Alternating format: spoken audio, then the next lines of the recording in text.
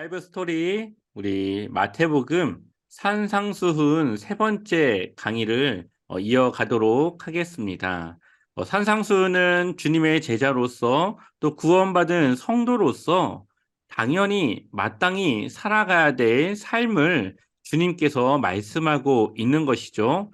이 내용들이 마태복음에서는 천국 복음이라고 하는 단어 속에 다 압축되어져 있는 그런 내용들입니다. 그러니 마태복음을 이해할 때는 이 산상수훈의 내용을 우리가 이해해야만 예수님께서 말씀하시는 천국 복음이 이러한 것들을 이야기하는 거구나라는 것을 우리가 생각하면서 말씀을 읽을 수가 있겠죠. 산상수훈 세 번째 내용을 함께 이어가겠는데요. 오늘은 세 가지 종교적 의에 대해서 함께 보도록 하겠습니다. 우리가 지난 시간에 보았던 것은 윤리적인 의였습니다. 그래서 사람들과의 관계 속에서 우리가 어떻게 행동해야 되는지, 또 여러 가지 그때 당시 사람들이 지키던 율법에 해당되는 내용들이 있었지만 예수님께서는 그것을 너희가 이렇게 들었으나 나는 너희에게 이렇게 말한다 라면서 금지하시기도 했고, 또 그들이 지키던 것보다도 더 나아가 지켜야 될 율법의 내용들을 우리에게 주시기도 했습니다. 오늘은 윤리적인 부분이 아니라 종교적, 하나님과의 관계 속에서 우리가 지켜야 될 세 가지 종교적인 의에 대해서 말씀하고 있습니다. 사람들에게 보이기 위해 의를 행하지 않도록 주의해야 한다라고 예수님께서는 말씀하시죠. 그러면서 세 가지에 대해서 말씀하시는데요. 은밀한 구제, 은밀한 기도, 은밀한 금식에 대해서 말씀하십니다. 그리고 여기에 기도에 대한 내용을 덧붙여서 우리가 흔히 주기도문이라고 말하는 주님이 우리에게 가르쳐 주신 올바른 기도의 방법은 무엇인지 우리에게 말씀해 주시죠.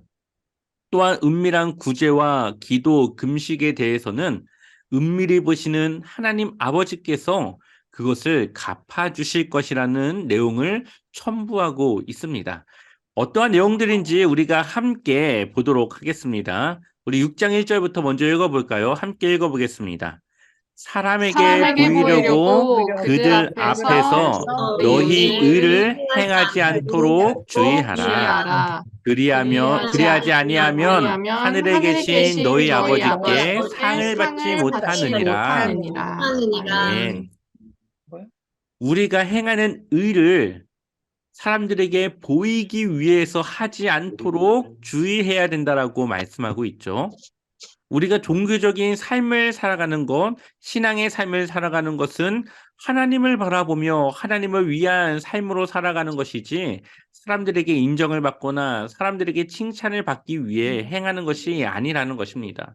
우리가 만약에 사람들을 위해서, 사람들에게 보이기 위해서 우리의 의를 행한다.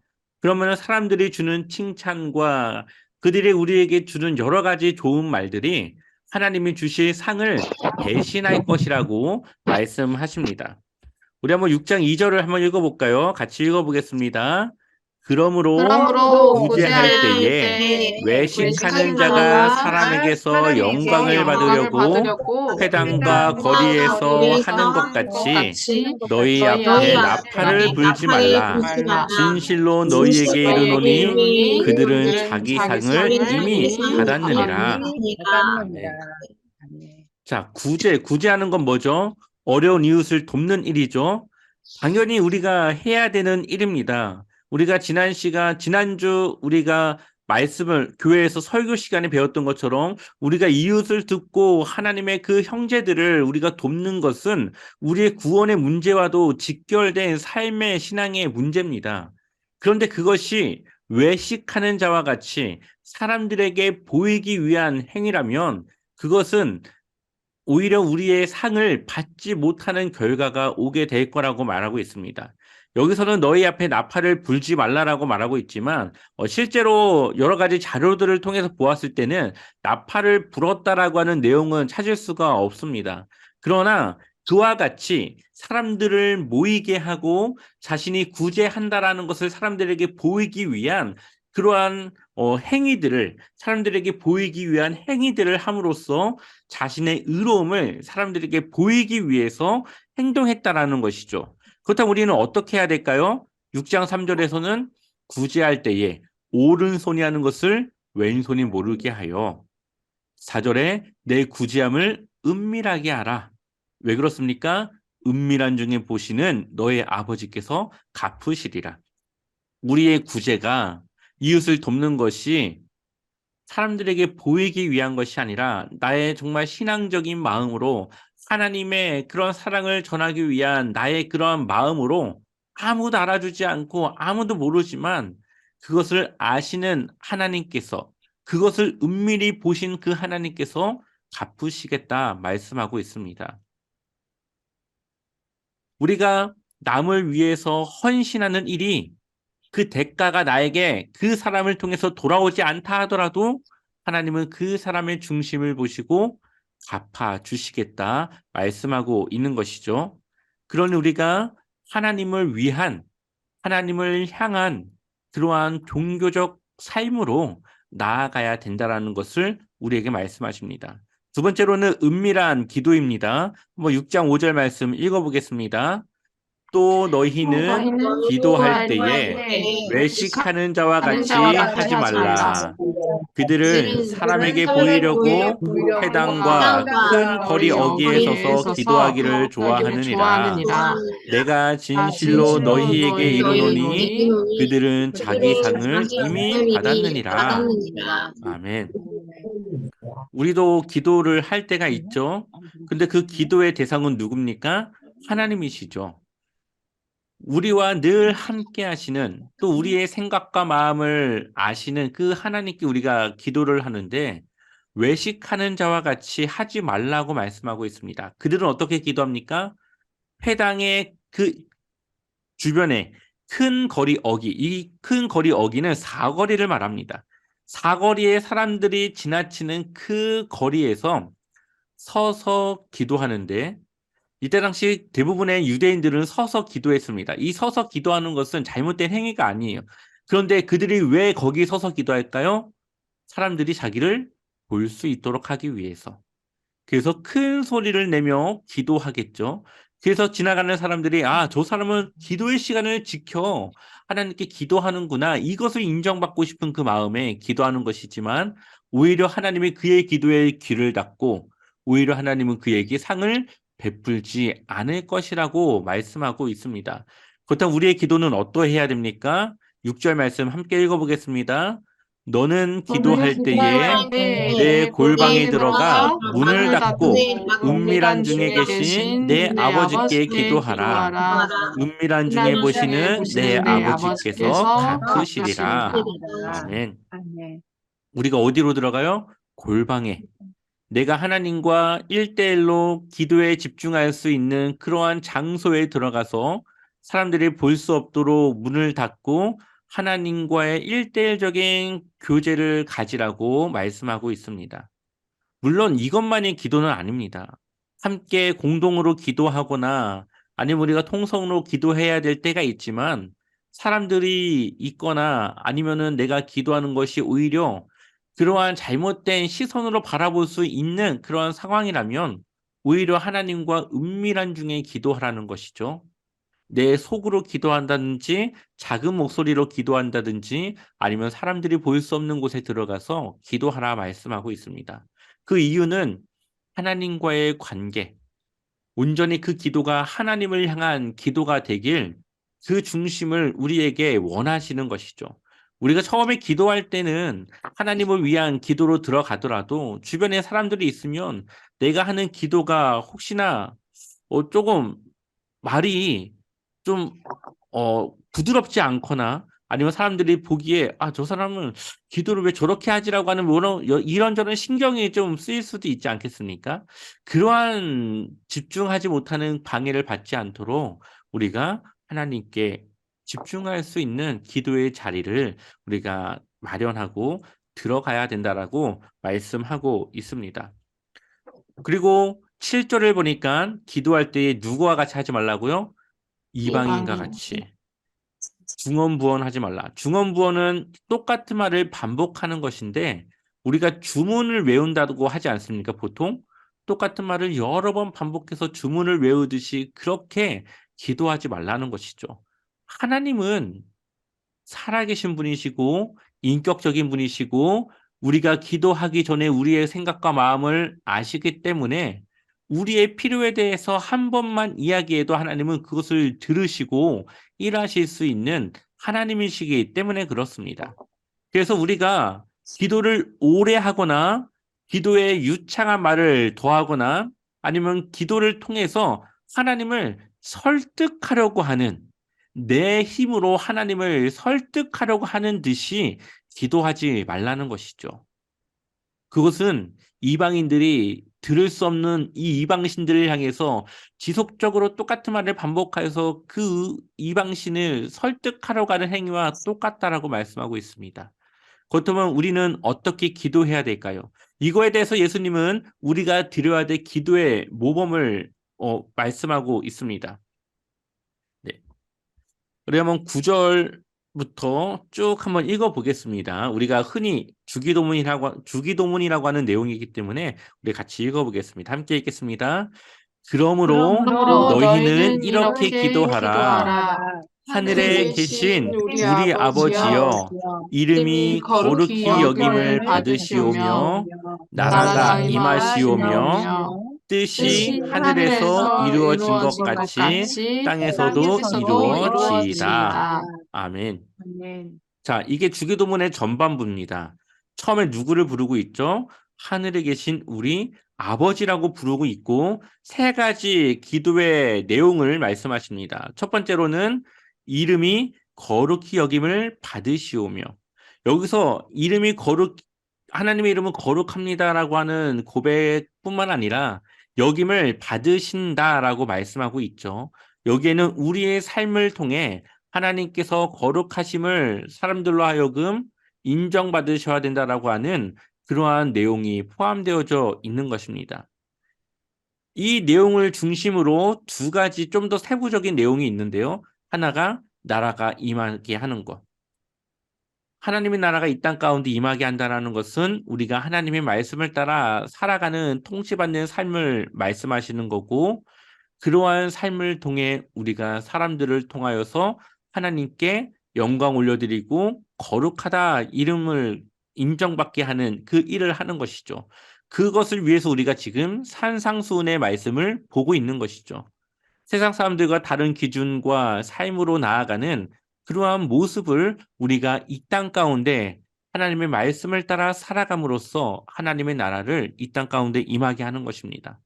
하나님의 나라는 그런 산상수훈을 따르는 자들이 만들어가는 나라와 같은 곳이기 때문에 우리가 그렇게 살아간다면 내가 있는 것이 바로 하나님의 나라가 되는 것이죠. 또한 두 번째로 뜻이 하늘에서 이루어진 것 같이 땅에서도 이루어지게 하는 것입니다. 하나님의 나라가 하늘에도 있지만 이 땅 가운데도 하나님의 나라를 세우는 것이죠. 그래서 하나님의 뜻이 나를 통해서 이 땅 가운데 이루어지도록 하는 것이죠. 그리고 이러한 모든 삶의 결과는 하나님이 거룩하다 여김을 받는 결과를 가져오게 되는 것입니다.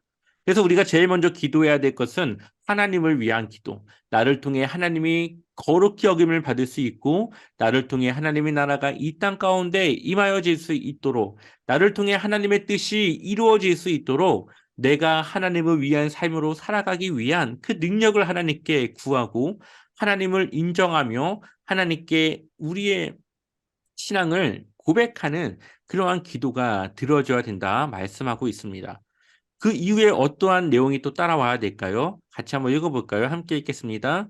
오늘 우리에게 일용할 양식을 주시옵고 우리가 우리에게 죄 지은 자를 사하여 준 것 같이 우리 죄를 사하여 주시옵고 우리를 시험에 들게 하지 마시옵고 다만 악에서 구하시옵소서.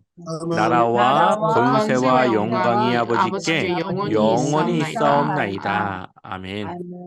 이제는 이것은 우리를 향한 기도입니다. 우리 개인을 위한 기도인데 여기도 세 가지를 말씀하고 있습니다. 첫 번째는 일용할 양식을 위해서. 그때 당시 사람들은 하루를 벌어서 하루를 살았습니다. 그러니 하루의 양식이 중요했겠죠. 그러니 일용할 양식을 얻기를 기도했습니다. 우리는 한 달을 살고 한 달에 월급을 보통 받지 않습니까? 그럼에도 불구하고 우리가 일용할 양식을 구해야 되는 것은 늘 하나님의 것을 우리가 받는 그러한 것을 인정하는 것이죠. 우리가 우리의 것을 가지는 것이 아니라 하나님의 것을 우리를 향하여서 공급해 주시는 하나님의 그러한 공급하심을 우리가 인정하며 기도하는 것입니다. 두 번째는 우리 죄를 사하여 주시옵고. 근데 그 전에 뭐라고 말씀하십니까? 우리에게 죄 지은 자를 사하여 준 것 같이 우리 죄를 사하여 달라고 기도하고 있습니다. 여기서 바로 1만 달란트 빚진 자의 비유가 들어가는 것이죠. 우리는 이미 죄를 용서받았습니다. 그런데 용서받은 우리가 또 다른 일을 용서하지 못한다면 결과적으로 우리는 우리 죄를 용서받지 못할 수도 있는 것입니다. 이미 용서를 받았지만 우리가 그 용서하심을 받은 것을 따라 또 다른 누군가를 용서하였을 때에 우리는 우리의 죄가 하나님의 나라가 임하기까지 그 죄를 용서받을 수 있다라는 것을 말씀하고 있습니다. 그러니 우리는 1만 달란트를 빚진 자처럼 늘 빚진 자의 마음으로 나에게 죄 지은 자를 용서할 수 있어야 되고 늘 우리가 받은 용서를 기억해야 된다라는 것이죠. 세 번째는 시험에 들게 하지 말고 다만 악에서 구해달라고 말씀하고 있습니다. 우리가 시험에 들지 않는 것이 우리의 삶에는 가장 좋습니다. 근데 마귀는 우리를 가만두지 않죠. 늘 우리를 시험에 들게 합니다. 예수님까지도 시험에 들게 했던 그들이 우리라고 시험 들지 못하겠습니까? 그렇기 때문에 우리는 시험에 들지 않도록 기도하지만 만약에 시험에 들었을 경우 우리를 그 악에서 구하여 달라고 하나님의 그 도우심을 구하는 기도를 드려야 되는 것이죠. 우리의 양식과 우리의 공급해 주시는 그 하나님의 공급하심과 우리의 죄를 용서해 주신 그 은혜와 또 우리를 지켜 주실 그 하나님의 그러한 능력을 구해야 되는 것입니다. 이것이 예수님께서 우리에게 주신 기도의 모본이에요. 이런 식으로 기도해야 된다. 그래서 우리가 먼저 기도해야 될 것은 하나님을 위한 기도. 그리고 나서 우리의 필요를 또 우리의 그런 하나님의 그 뜻을 따라 우리에게 죄 지은 자를 용서할 수 있는 그런 마음을 또 시험 가운데 하나님의 말씀으로 승리할 수 있기를 우리는 늘 기도해야 되는 것이죠. 그래서 우리가 교회에서 대표 기도를 할 때에도 먼저 하나님께 신앙을 고백하고 하나님께 감사를 드리고 그리고 나서 우리의 죄에 대해서 또 우리의 필요에 대해서 그렇게 우리의 예배에 대해서 기도하지 않습니까?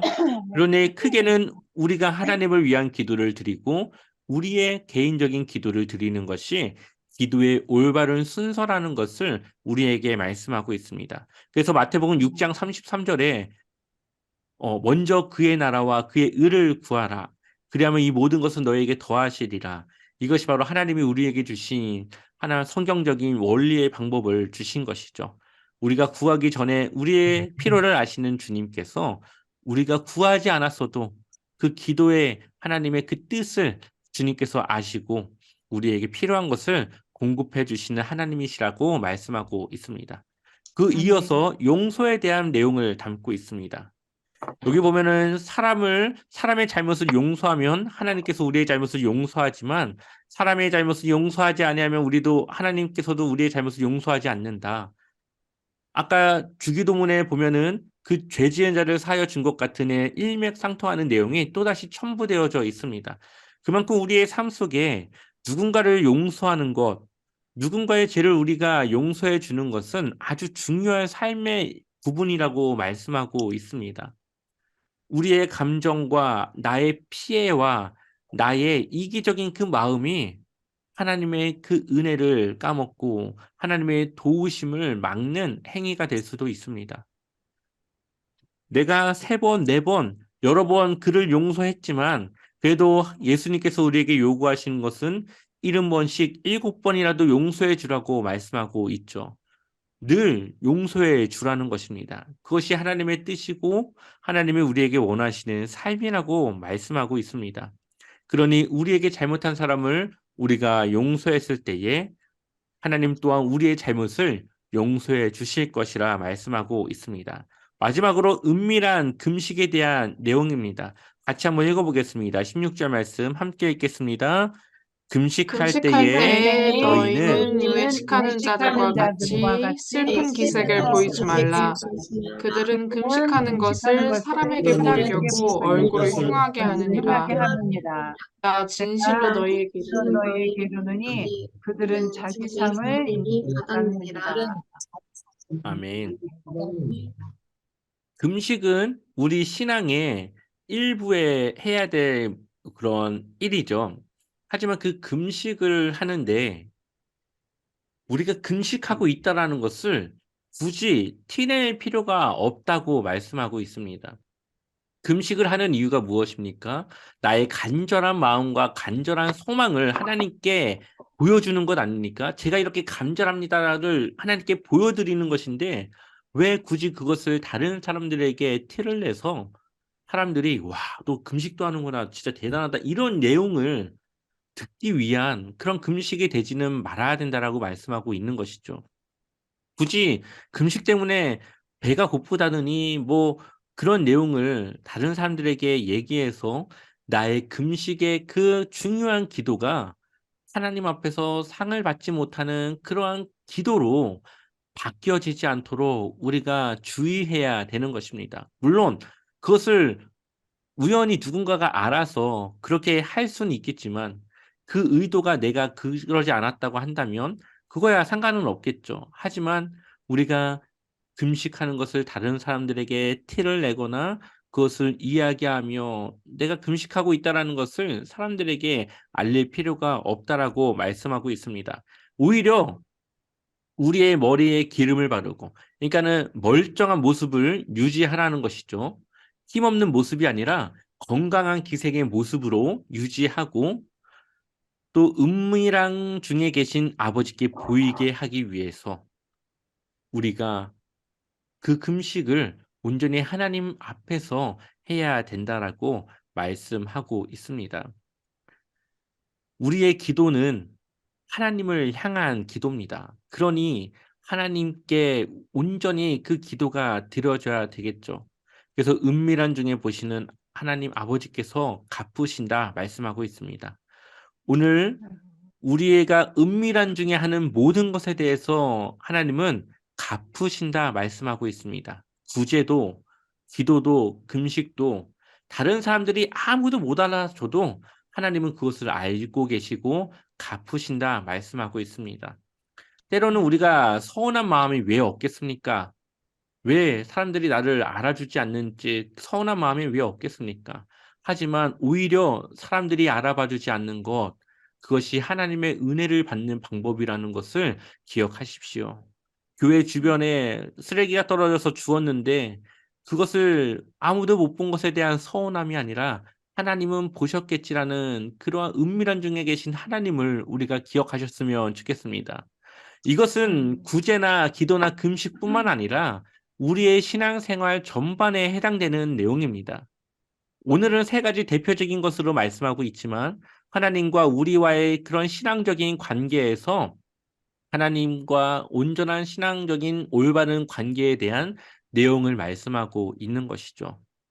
그러니 은밀한 중에 보시는 그 하나님을 우리가 늘 기억하셔서 다른 사람들이 인정하지 않아도 혹여나 내가 한 일에 대해서 다른 사람이 오해할 일이 있어도 은밀한 중에 보시는 그 하나님께서 그것을 갚으시고 그것을 올바로 행하게 하실 것을 우리가 믿음으로 마음 먹어서 늘 우리가 시험에 들지 않고 서운해하지 않고 건강한 신앙인으로 넘어지지 않는 믿음의 굳건함으로 주님 앞에 온전하게 신앙생활하는 우리 멋진 주님의 제자들 되시기를 소망합니다. 아멘. 네, 다음 강의는 마태복음 산상수훈 네 번째 강의입니다. 그래서 다음 주 산상수훈의 내용을 더 이어서 함께 나누도록 하겠습니다.